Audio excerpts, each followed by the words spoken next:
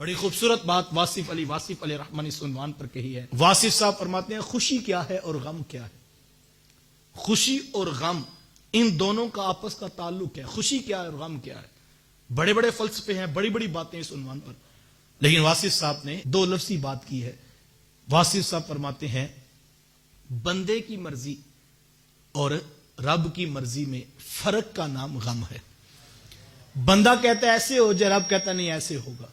جیسے فرق پڑتا ہے بندہ غمگین ہو جاتا ہے.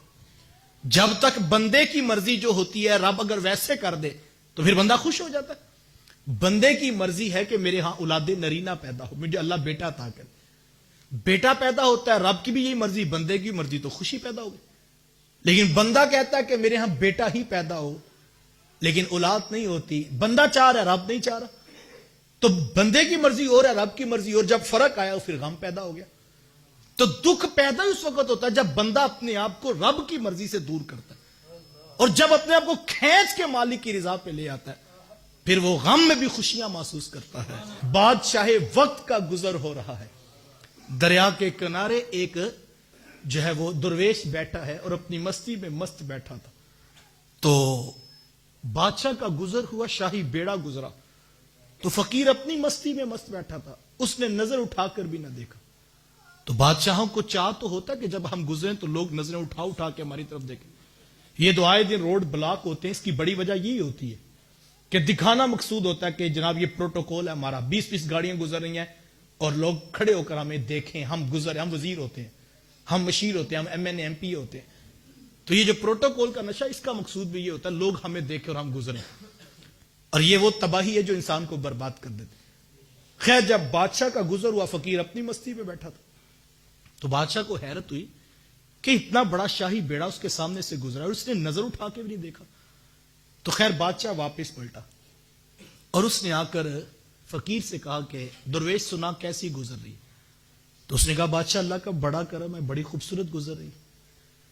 تو کہا پھر بھی بتا تو صحیح کیسی گزر رہی.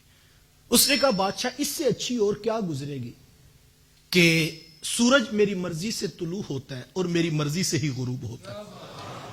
بادل میری مرضی سے برستے ہیں, بارش میری مرضی سے آتی ہے, ہوائیں مجھ سے پوچھ کے چلتی ہیں. تو بادشاہ اس سے اچھی بھی بلا کسی کی گزر سکتی ہے. جس کے پاس سارے نظام کا اختیار ہو اس سے بھی اچھی بلا کسی کی گزر سکتی. تو بادشاہ نے کہا کہ تو ہوش میں تو ہے, تو کیا کہہ رہا. کہا کہ میں ٹھیک کہہ رہا ہوں. بادشاہ نے کہا کہ پہننے کے لیے تیرے پاس لباس پورا کوئی نہیں, کھانے کے لیے لقمہ تجھے میسر نہیں, اور یہ ٹھٹھرتی ہوئی ریت کے اوپر تو بیٹھا ہے اور تو کہتا کہ سارا کچھ میری مرضی سے چل رہا. اس نے کہا بادشاہ میری مرضی سے چل رہا. بادشاہ نے پھر جڑا کر کہا کہ تجھے ہوش تو ہے, تو کیا رہا ہے, یہ سب کچھ تیری مرضی سے تو نہیں چل رہا, یہ تو رب کی مرضی سے چل رہا. اس نے کہا نہیں بادشاہ, تیرا اپنا انداز سوچنے کا, میرا اپنا مزاج ہے, میں تجھے بتا رہا ہوں یہ سب کچھ میری مرضی سے چل رہا. جب بادشاہ ماننے کی طرف نہیں آتا اور پھر کہتا ہے کہ یہ تو جھوٹ بول رہا ہے, یہ سب کچھ تو رب کی مرضی سے چل رہا ہے.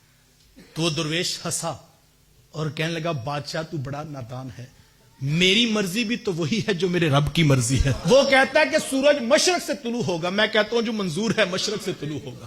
وہ کہتا ہے مغرب میں غروب ہوگا, میں کہتا ہوں جو منظور ہے مغرب میں ہوگا. وہ کہتا ہے آج کڑکتی دھوپ ہوگی, میں کہتا ہوں جی منظور ہے آج دھوپ ہوگی.